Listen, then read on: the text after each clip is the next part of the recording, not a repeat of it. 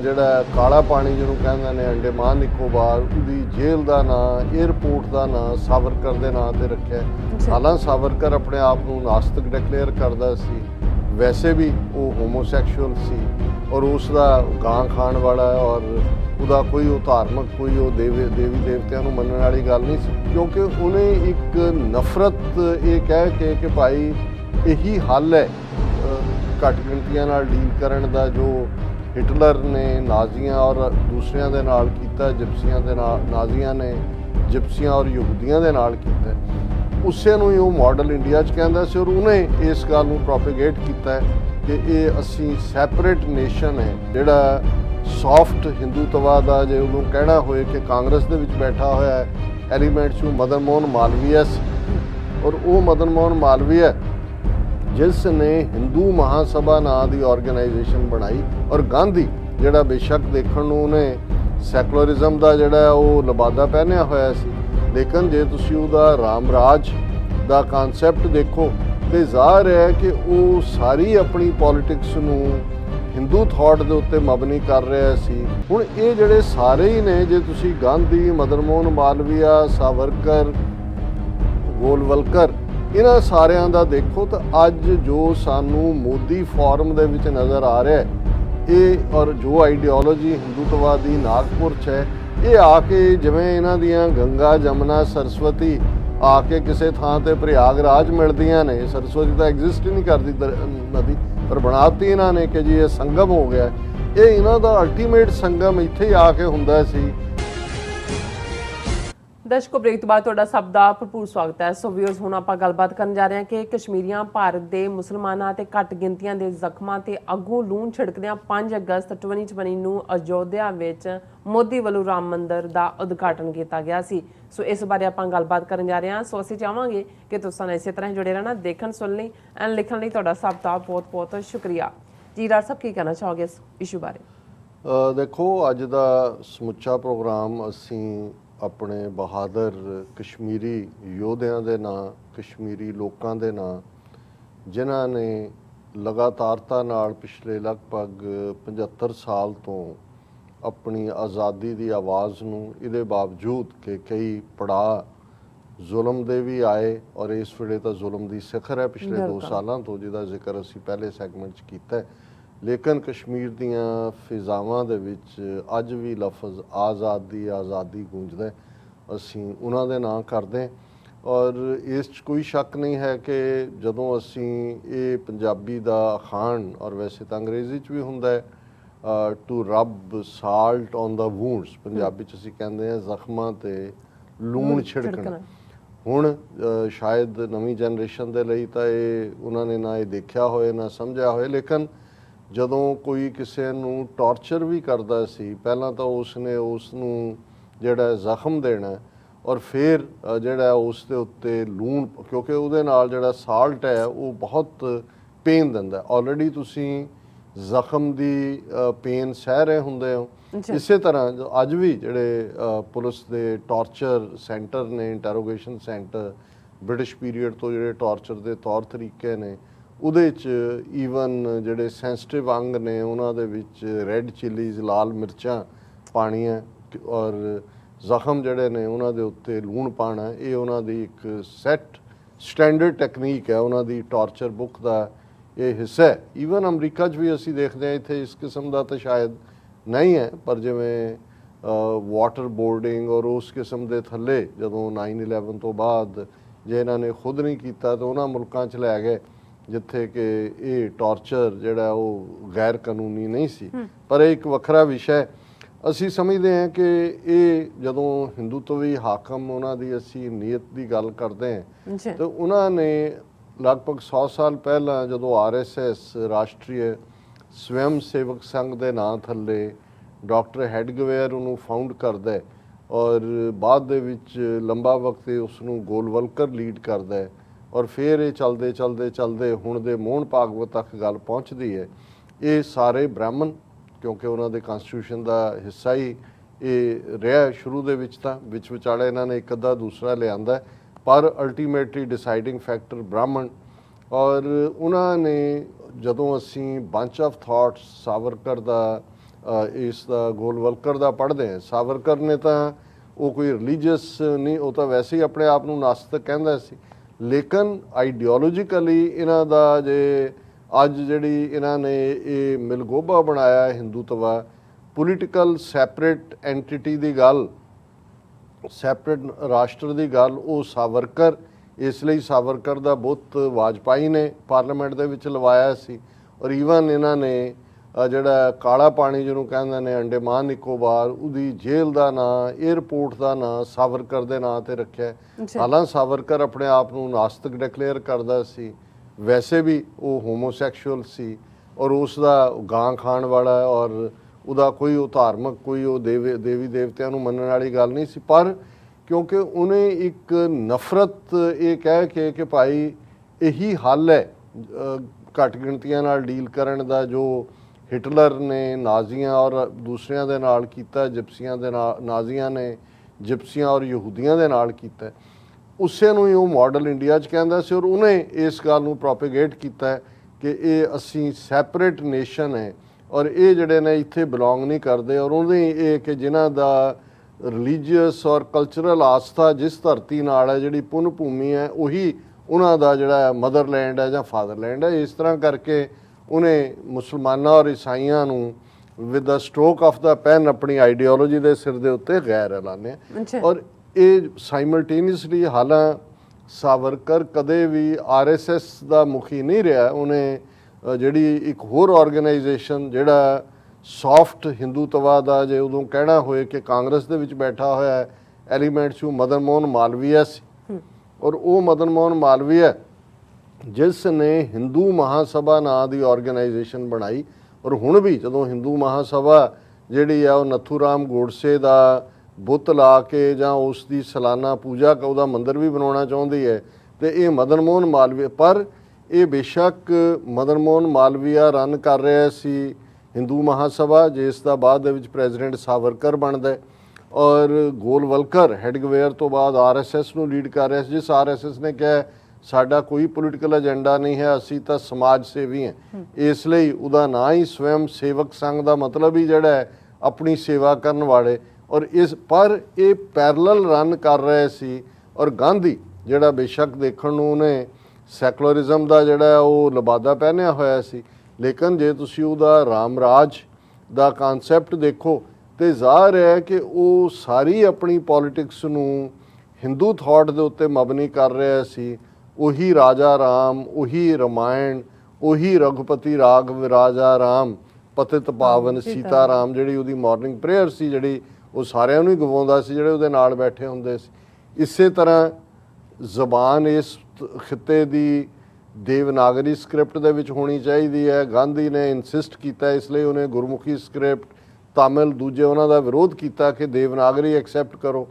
Even ਜੇ ਅਸੀਂ ਅੱਜ RSS ਦਾ ਗਊ ਮਾਤਾ ਦਾ ਕਨਸੈਪਟ ਦੇਖਦੇ ਹਾਂ ਤੇ ਇਹਨੂੰ ਪੋਲੀਟੀਕਲੀ ਜਿਹੜਾ ਉਹ ਗਾਂਧੀ ਨੇ ਹੀ ਜਿਹੜਾ ਪ੍ਰਮੋਟ ਕੀਤਾ, ਰਿਲੀਜੀਅਸਲੀ ਵੀ ਪੋਲੀਟੀਕਲੀ ਵੀ।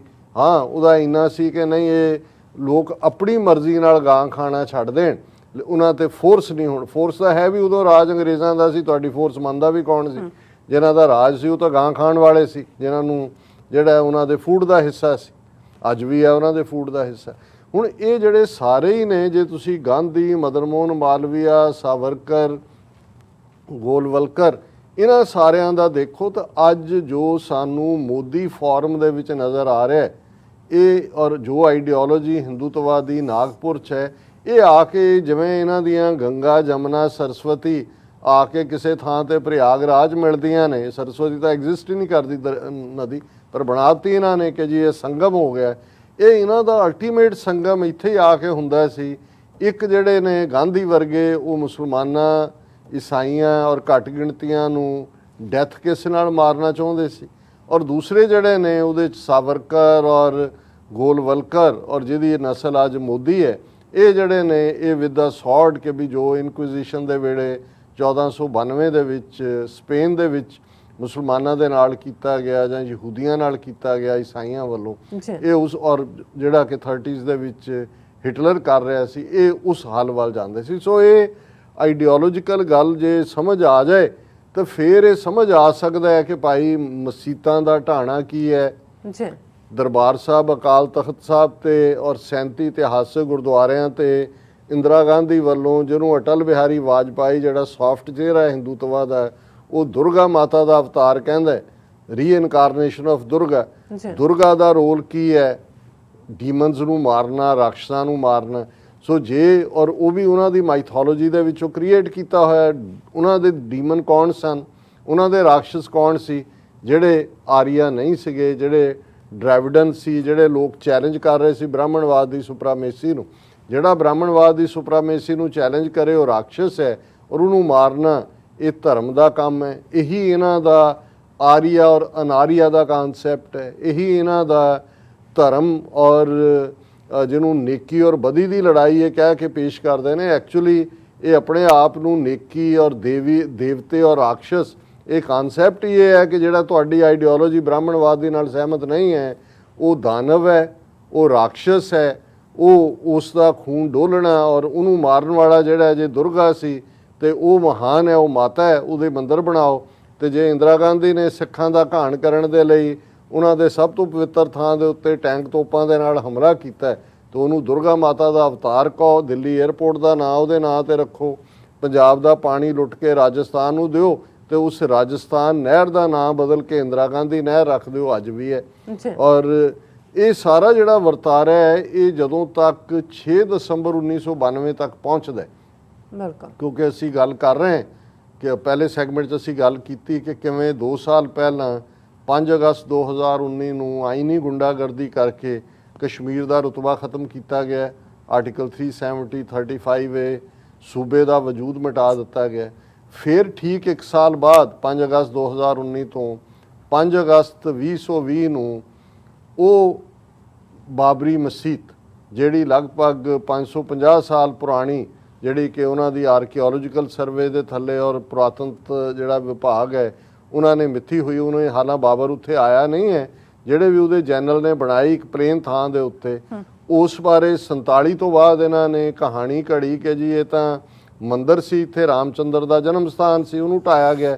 ਔਰ ਕਿਵੇਂ ਅਦਾਲਤੀ ਜਿਹੜੇ ਫੈਸਲਿਆਂ ਦੇ ਨਾਂ ਦੇ ਥੱਲੇ ਪਹਿਲਾਂ ਮੂਰਤੀਆਂ ਰੱਖੀਆਂ ਗਈਆਂ, ਫਿਰ ਰਾਜੀਵ ਗਾਂਧੀ ਨੇ 1985 'ਚ ਉਹਦੇ ਏਜੰਡੇ ਖਲਵਾਏ, ਕਿਉਂਕਿ ਜੇ ਉਹਦੀ ਮਾਂ ਨੇ ਸਿੱਖਾਂ ਦੇ ਸਭ ਤੋਂ ਮੁਕੱਦਸ ਥਾਂ ਦਰਬਾਰ ਸਾਹਿਬ ਤੇ ਹਮਲਾ ਕਰਕੇ ਦੁਰਗਾ ਮਾਤਾ ਦਾ ਅਵਤਾਰ ਬਣੀ ਸੀ ਤੇ ਇਹਨੇ ਵੀ ਫਿਰ ਕਿਸੇ ਨਾ ਕਿਸੇ ਸ਼ਿਵ ਸ਼ੰਕਰ ਦਾ ਅਵਤਾਰ ਬਣਨਾ ਸੀ ਉਹਨਾਂ ਹਿੰਦੂਆਂ ਨੂੰ ਖੁਸ਼ ਕਰਨ ਲਈ, ਔਰ ਇਹਨੇ ਜੰਦੇ ਖੁਲਾਏ। ਔਰ ਉਸੇ ਹੀ ਕਾਂਗਰਸ ਪਾਰਟੀ ਦੇ ਪ੍ਰਾਈਮ ਮਿਨਿਸਟਰ ਨਰਸਿਮਹਾ ਰਾਓ ਦੇ ਪੀਰੀਅਡ ਦੇ ਵਿੱਚ 6 ਦਸੰਬਰ 1992 ਨੂੰ ਵੱਡੀ ਭੀੜ ਜਿਹੜੀ ਕਿ ਕਈ ਮਹੀਨਿਆਂ ਤੋਂ ਨਹੀਂ, ਜਿਹੜਾ ਸਾਰੀ ਰੱਥ ਯਾਤਰਾ ਦਾ ਡਰਾਮਾ ਐਲ.ਕੇ. ਅਡਵਾਨੀ ਨੇ ਕੀਤਾ, ਵਾਇਲੈਂਸ ਵੀ ਹੋ ਰਹੀ ਸੀ, ਇਹਦੇ ਬਾਵਜੂਦ ਕਿਵੇਂ ਸੁਪਰੀਮ ਕੋਰਟ, ਲੋਕਲ ਬੀਜੇਪੀ ਦੀ ਹਕੂਮਤ ਔਰ ਕਾਂਗਰਸ ਦੀ ਹਕੂਮਤ ਨਰਸਿਮਹਾ ਰਾਓ ਦੀ ਆਲ ਜਿਹਨੂੰ ਕਹਿੰਦੇ ਨੇ ਹੈਂਡ ਇਨ ਗਲਵਜ਼ ਨੇ। ਔਰ 6 ਦਸੰਬਰ 1992 ਨੂੰ ਬਾਬਰੀ ਮਸਜਿਦ ਦਾ ਜਿਹੜਾ ਖੜਾ ਢਾਂਚਾ ਹੈ ਉਸ ਨੂੰ ਤੋੜ ਦਿੱਤਾ ਜਾਂਦਾ ਹੈ। ਦੁਨੀਆ ਦੇ ਵਿੱਚ ਇਸ ਦਾ ਜਿਹੜਾ ਨੈਗੇਟਿਵਿਟੀ ਹੁੰਦੀ ਹੈ। ਫਿਰ ਹੋਇਆ ਜੀ ਕੇਸ, ਕਮਿਸ਼ਨ, ਫਲਾਣਾ ਕਮਿਸ਼ਨ, ਢਿਮਕਾ ਕਮਿਸ਼ਨ, ਕੋਰਟਾਂ ਦੇ ਕੇਸ, ਉਹਨਾਂ ਤੇ ਕ੍ਰਿਮੀਨਲ ਇੱਧਰ। ਪਰ ਅੱਜ ਜਦੋਂ ਅਸੀਂ 1992 6 ਦਸੰਬਰ ਤੋਂ ਬਾਅਦ ਆਲਮੋਸਟ 28 ਸਾਲ ਬਾਅਦ ਜਦੋਂ ਜਿਹੜੀ ਹੈ 29 ਸਾਲ ਬਾਅਦ ਆਲਮੋਸਟ ਗੱਲਬਾਤ ਕਰ ਰਹੇ ਹਾਂ ਤੇ ਸੁਪਰੀਮ ਕੋਰਟ ਤੱਕ ਪਹੁੰਚਦੇ ਆ, ਉਹ ਸਾਰੇ ਹੀ ਬਰੀ ਕਰ ਦਿੱਤੇ ਗਏ ਜਿਨ੍ਹਾਂ ਦੇ ਉੱਤੇ ਪਹਿਲਾਂ ਕਮਿਸ਼ਨ ਬਿਠਾਇਆ ਗਿਆ ਸੀ, ਜਿਨ੍ਹਾਂ ਨੇ ਢਾਈ। ਕਿਵੇਂ ਇਲਾਹਾਬਾਦ ਹਾਈ ਕੋਰਟ ਦਾ ਫੈਸਲਾ ਆਇਆ, ਉਹਨਾਂ ਨੇ 3 ਧਿਰਾਂ ਨੂੰ ਨਿਰਮੋਹੀ ਅਖਾੜਾ, ਬਾਬਰੀ ਜਿਹੜਾ ਉਹਨਾਂ ਦਾ ਪਰਸਨਲ ਬੋਰਡ ਔਰ ਹਿੰਦੂ ਮੰਦਰ ਦੇ ਨਾਂ ਥੱਲੇ ਉਹਨਾਂ ਨੇ 3 ਹਿੱਸਿਆਂ 'ਚ ਵੰਡਿਆ। ਕੇਸ ਸੁਪਰੀਮ ਕੋਰਟ 'ਚ ਜਾਂਦਾ ਹੈ। ਹਜ਼ਾਰਾਂ ਗਵਾਹੀਆਂ, ਰੈਵਨਿਊ ਰਿਕਾਰਡ ਸਾਰੇ ਦੇ ਬਾਵਜੂਦ ਕਿ ਇੱਥੇ ਕਦੇ ਮੰਦਰ ਐਗਜ਼ਿਸਟ ਨਹੀਂ ਸੀ ਕਰਦਾ, ਸੁਪਰੀਮ ਕੋਰਟ 'ਚ ਉਹੀ ਚੀਫ ਜਸਟਿਸ ਰੰਜਨ ਗੋਗੋਈ ਜਿਹੜਾ ਰਿਟਾਇਰ ਹੋਣ ਤੋਂ 6 ਮਹੀਨੇ ਦੇ ਵਿੱਚ ਜਿਹੜਾ ਰਾਜ ਸਭਾ ਦਾ ਮੈਂਬਰ ਬਣਾ ਦਿੱਤਾ ਜਾਂਦਾ ਹੈ, ਉਹ ਫੈਸਲਾ ਲਿਖਦਾ ਹੈ। ਉਹ ਕਹਿੰਦਾ ਹੈ ਕਿ ਬੇਸ਼ੱਕ ਭਾਵੇਂ ਸਬੂਤ ਨਹੀਂ ਨੇ ਕਿ ਇੱਥੇ ਕੋਈ ਮੰਦਰ ਢਾਹ ਕੇ ਬਣਾਇਆ ਗਿਆ, ਪਰ ਬਹੁ ਗਿਣਤੀ ਦੀ ਆਸਥਾ ਦਾ ਧਿਆਨ ਰੱਖਦਿਆਂ ਹੋਇਆ, faith of the majority people, ਇਹ ਮੰਦਰ ਬਣਾਉਣ ਦੀ ਜਿਹੜੀ ਹੈ ਅਸੀਂ ਉਹਨਾਂ ਨੂੰ ਕਰਦੇ।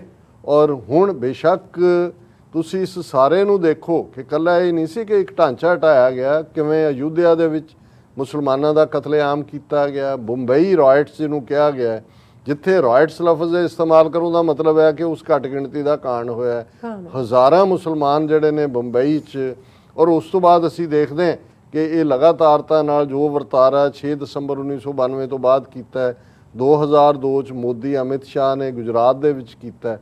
ਔਰ ਇਸ ਕਦਰ ਜਦੋਂ ਤੱਕ ਇਹ ਫੈਸਲਾ 9 ਨਵੰਬਰ 2019 ਨੂੰ ਸੁਣਾਇਆ ਜਾਂਦਾ ਹੈ, ਇਸ ਗੱਲ ਦਾ ਵੀ ਧਿਆਨ ਰਹੇ ਕਿ ਜਿਸ ਦਿਨ ਪਾਕਿਸਤਾਨ ਦੇ prime minister Imran Khan Kartarpur Sahib corridor ਦਾ ਜਿਹੜਾ 74-75 ਸਾਲ ਦੀ ਸਿੱਖਾਂ ਦੀ ਅਰਦਾਸ ਸੀ, ਇਨੋਗਰੇਟ ਕਰ ਰਹੇ ਸੀ ਕਰਤਾਰਪੁਰ ਸਾਹਿਬ ਵੀਕਐਂਡ, ਉਸ ਦਿਨ ਸੁਪਰੀਮ ਕੋਰਟ ਦੀ ਅਦਾਲਤ ਲੱਗੀ ਔਰ 5 ਅਗਸਤ 2000 ਜਿਹੜਾ 9 ਨਵੰਬਰ 2019 ਨੂੰ ਜਿਹੜਾ ਸੁਪਰੀਮ ਕੋਰਟ ਨੇ ਉਹ ਥਾਂ ਮੰਦਰ ਬਣਾਉਣ ਵਾਲਿਆਂ ਦੇ ਨਾਂ ਕਰ ਦਿੱਤੀ। ਹੁਣ ਜਿਹੜੀ ਤਾਂ ਕਿ ਭਾਰਤ ਦਾ ਮੀਡੀਆ ਕਿ ਭਾਈ ਇੱਕ ਪਾਸੇ ਗੁੱਡਵਿਲ ਹੈ, ਉਹਨੂੰ ਗਾਇਬ ਕਰਨ ਦੇ ਲਈ 9 ਨਵੰਬਰ 2019 ਨੂੰ ਜਿਹੜੀ ਹੈ ਸੁਪਰੀਮ ਕੋਰਟ ਭਾਰਤ ਦੇ ਉੱਥੇ ਮੰਦਰ ਬਣਾਉਣ ਦਾ ਕਰਦੀ ਬਣਾ ਦਿਓ, ਔਰ 5 ਅਗਸਤ 2020 ਨੂੰ ਫਿਰ ਜਦੋਂ ਕਿ ਫਸਟ ਐਨੀਵਰਸਰੀ ਹੈ ਜੋ ਕਸ਼ਮੀਰ ਦੀ ਇਹਨਾਂ ਨੇ ਆਈਨੀ ਗੁੰਡਾਗਰਦੀ ਕੀਤੀ, ਉੱਥੇ ਮੋਦੀ ਪਹੁੰਚ ਜਾਂਦਾ ਹੈ ਔਰ ਉਹ ਕਿਵੇਂ ਉਸ ਮੰਦਰ ਦੇ ਉਦਘਾਟਨ ਦੇ ਨਾਂ ਦੇ ਥੱਲੇ ਫਿਰ ਉਹ ਮੋਦੀ ਦਾ ਗੁਣ ਗਾਇਨ ਹੁੰਦਾ। ਔਰ ਹੁਣ ਵੀ ਜਦੋਂ ਕੱਲ ਮੋਦੀ ਨੇ ਇਸ ਚੀਜ਼ ਦੇ ਉੱਤੇ ਮੈਸੇਜ ਦਿੱਤਾ ਜਿੱਥੇ ਉਹਨੇ ਕਸ਼ਮੀਰੀਆਂ ਦੇ ਮਾਮਲੇ 'ਚ ਕਿਹਾ ਕਿ ਜੀ ਦੇਖੋ ਅਸੀਂ ਏਕ ਭਾਰਤ ਸ੍ਰੇਸ਼ਠ ਭਾਰਤ ਦੇ ਥੱਲੇ ਇਹ ਆਰਟੀਕਲ 370 ਖਤਮ ਕਰਕੇ ਭਾਰਤ ਨੂੰ ਸ੍ਰੇਸ਼ਠ ਬਣਾਇਆ। ਨਾਲ ਹੀ ਉਹਨੇ ਕਿਹਾ on this very day last year Indians took the first step towards the construction of a grand Ram temple after hundreds of years। ਇਹ ਉਹੀ ਗੱਲ ਜਿਹੜੀ ਮੋਹਨ ਭਾਗਵਤ ਨੇ ਕਹੀ ਸੀ ਜਦੋਂ ਮੋਦੀ ਨੇ ਸਹੁੰ ਚੁੱਕੀ 2014 कि 1000 साल की गुलामी के बाद अब हिंदुओं के राज का दौर शुरू हुआ है। उन्होंने ईवन नेहरू तो लैके इंदिरा गांधी तक ਜਾਂ ਅਖੀਰਲੇ ਮਨਮੋਹਨ ਸਿੰਘ ਤੱਕ ਜਿਹੜਾ ਨਹੀਂ ਸੀ ਕੁਝ ਵੀ ਨਜ਼ਰ ਆਇਆ, ਉਹ ਹਿੰਦੂਆਂ ਦਾ ਹੀ ਕਹਿ ਰਿਹਾ ਸੀ, ਹੁਣ ਸ਼ੁਰੂ ਹੋਇਆ। ਔਰ ਇਹੀ ਗੱਲ ਜਿਹੜਾ ਉਹ ਮੋਦੀ ਦੁਹਰਾ ਰਿਹਾ। ਔਰ ਗੱਲ ਇਹ ਨਹੀਂ ਹੈ ਕਿ ਵੀ ਉਹਨਾਂ ਨੇ ਹੁਣ ਕਿੰਨੇ ਹਜ਼ਾਰ ਕਰੋੜ ਲੋਕਾਂ ਤੋਂ ਉਸ ਮੰਦਰ ਦੇ ਨਾਂ ਥੱਲੇ ਕੋਇਟਸ ਕਰਕੇ ਇਕੱਠੇ ਕੀਤੇ ਗਏ ਨੇ, ਕੀਤੇ ਜਾ ਰਹੇ ਨੇ। ਕਿਵੇਂ ਉਹੀ ਲੈਂਡ ਕਿੰਨੇ ਕਿੰਨੇ ਗੁਣਾ ਤੋਂ ਕਿਵੇਂ ਉਹ ਰੱਜ ਕੇ ਜਿਹੜਾ ਉਹਨੂੰ ਲੁੱਟ ਰਹੇ ਨੇ।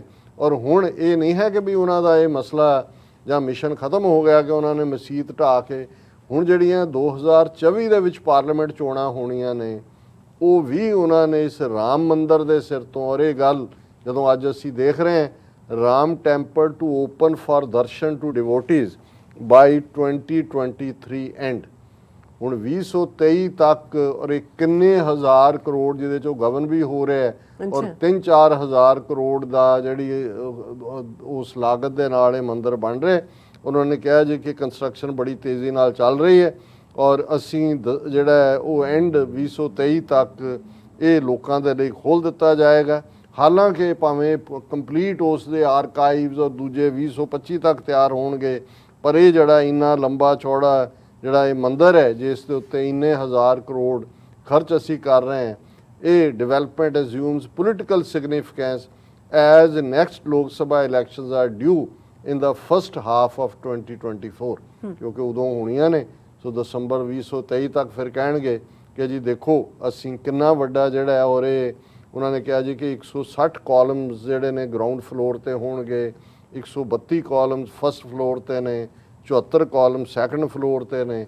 ਔਰ ਕੁਬੇਰ ਟਿੱਲਾ ਔਰ ਸੀਤਾ ਕੂਪ ਇਹ ਖਾਸ ਤੌਰ 'ਤੇ ਇਹਨਾਂ ਨੂੰ ਜਿਹੜਾ ਉਹ ਡਿਵੈਲਪ ਕੀਤਾ ਗਿਆ। ਔਰ ਇਹਦੇ ਨਾਲ ਨਾਲ archives, research centre, auditorium, museum ਔਰ ਇਹ ਸਾਰੇ ਜਿਹੜੇ ਨੇ ਐਡਮਿਨਿਸਟ੍ਰੇਟਿਵ ਬਿਲਡਿੰਗ, ਸੰਤ ਨਿਵਾਸ, ਇਹ ਸਾਰਾ ਲੰਬਾ ਚੌੜਾ ਉਹਨਾਂ ਦਾ ਪਾਰਟ ਹੈ। ਔਰ ਇਹ ਜਿਹੜਾ ਇਸ ਨੂੰ ਅੱਜ ਵੀ ਉਸੇ ਹੀ ਜ਼ੀਲ ਦੇ ਨਾਲ RSS ਔਰ ਹਿੰਦੂਤਵੀ ਆਪਣੇ ਨਫ਼ਰਤ ਦੇ ਏਜੰਡੇ ਨੂੰ ਅੱਗੇ ਵਧਾ ਰਹੇ ਨੇ। ਔਰ ਗੱਲ ਇਹ ਨਹੀਂ ਹੈ ਕਿ ਰਾਮ ਮੰਦਰ ਦੇ ਉੱਤੇ ਗੱਲ ਮੁੱਕ ਗਈ। ਜਿੱਦਣ ਰਾਮ ਮੰਦਰ ਦੇ ਨਾਂ ਥੱਲੇ ਇਹਨਾਂ ਨੇ 6 ਦਸੰਬਰ 1992 ਨੂੰ ਬਾਬਰੀ ਮਸਜਿਦ ਨੂੰ ਸ਼ਹੀਦ ਕੀਤਾ ਸੀ, ਉਸ ਦਿਨ ਪਾਰਲੀਮੈਂਟ ਦੇ ਗਲਿਆਰਿਆਂ 'ਚ BJP ਦੇ ਮੈਂਬਰਾਂ ਨੇ ਨਾਅਰੇ ਲਾਏ ਸੀ, ਇਹ ਤੋਂ ਪਹਿਲੀ ਝਾਂਕੀ ਹੈ, ਮਥੁਰਾ ਕਾਂਸ਼ੀ ਬਾਕੀ ਹੈ। ਔਰ ਹੁਣ ਜਿਸ ਯੂਪੀ ਦੇ ਵਿੱਚ ਅਯੁੱਧਿਆ ਹੈ ਉਸੇ ਯੂਪੀ ਦੇ ਵਿੱਚ ਮਥੁਰਾ ਵੀ ਹੈ, ਕਾਂਸ਼ੀ ਵੀ ਹੈ। ਔਰ ਉਸੇ ਹੀ ਬਨਾਰਸ ਦੇ ਵਿੱਚ ਕਾਂਸ਼ੀ ਦੇ ਵਿੱਚ ਜਿਹੜੀ ਪੁਰਾਣੀ ਮਸਜਿਦ ਹੈ ਉਸ ਨੂੰ ਢਾਣ ਦੇ ਲਈ ਅੱਗੋਂ ਔਰ ਗਿਆਨ ਵਿਆਪੀ ਮੰਦਰ ਬਣਾਉਣ ਦੇ ਲਈ ਆਲਰੇਡੀ ਕੋਰਟ ਦਾ ਸਹਾਰਾ ਲਿਆ ਜਾ ਰਿਹਾ ਹੈ। ਔਰ ਮੋਦੀ ਸਰਕਾਰ ਦੀ ਗੁੰਡਾ ਨੀਤੀ ਜਿਹੜੀ ਆ ਉਹ ਅਦਾਲਤਾਂ ਤੇ ਵੀ ਹਾਵੀ ਹੈ। ਉਹ ਤਾਂ ਹਜ਼ਾਰਾਂ ਐਨਕਾਊਂਟਰ ਬਣਾਏ ਨੇ, ਉਹਨੂੰ ਕੀ ਪਰਵਾਹ ਹੈ। ਔਰ ਅਸੀਂ ਆਉਣ ਵਾਲੇ ਪੀਰੀਅਡ 'ਚ ਦੇਖਾਂਗੇ ਕਿ ਇਹ ਜਿਹੜਾ ਬਨਾਰਸ ਦੀ ਕਾਂਸ਼ੀ ਦੀ ਮਸੀਤ ਦਾ ਵੀ ਔਰ ਫਿਰ ਮਥੁਰਾ ਦੀ ਮਸੀਤ ਨੂੰ ਵੀ ਢਾਣ ਦੀ ਲਾਈਨ, ਇਹ ਆਉਣ ਵਾਲੇ ਅਗਲੇ ਪੀਰੀਅਡ 'ਚ ਅਜੇ ਉਹਨਾਂ ਨੇ 2024 ਦੀਆਂ ਇਲੈਕਸ਼ਨਾਂ ਇਹੀ ਮੰਦਰ ਨੂੰ ਉਹਨਾਂ ਨੇ ਕਹਿਣਾ ਦੇਖੋ ਜੀ ਅਸੀਂ 550 ਸਾਲ ਪੁਰਾਣੇ ਜਿਹੜੀ ਮਸੀਤ ਨੂੰ ਢਾਇਆ ਔਰ ਅਸੀਂ 1000 ਸਾਲ ਦੀ ਗੁਲਾਮੀ ਦਾ ਹੁਣ ਬਦਲਾ ਲੈ ਰਹੇ ਹਾਂ। ਪਰ ਬਾਕੀ ਕੀ ਕਰ ਰਹੇ ਨੇ ਘੱਟ ਗਿਣਤੀਆਂ ਨਾਲ ਮੁਸਲਮਾਨਾਂ ਨਾਲ, ਉਹ ਅਕਸਰ ਅਸੀਂ ਰੋਜ਼ਾਨਾ ਡਿਸਕਸ ਕਰਦੇ ਹਾਂ। ਜੀ ਰਾਜ ਸਾਹਿਬ ਤੁਹਾਡਾ ਬਹੁਤ ਬਹੁਤ ਸ਼ੁਕਰੀਆ, ਤੁਸੀਂ ਆਪਣੇ ਵਿਚਾਰ ਸਾਡੇ ਦਰਸ਼ਕਾਂ ਨਾਲ ਸਾਂਝੇ ਕੀਤੇ ਨੇ। ਸੋ ਇੱਥੇ ਲੈਣੇ ਬ੍ਰੇਕ, ਵਿਊਅਰਸ ਤੁਸੀਂ ਸਾਨੂੰ ਇਸੇ ਤਰ੍ਹਾਂ ਹੀ ਬਣੇ ਰਹਿਣਾ। ਮਿਲਦੇ ਹਾਂ ਆਫਟਰ ਦਿਸ ਸ਼ਾਰਟ ਬ੍ਰੇਕ।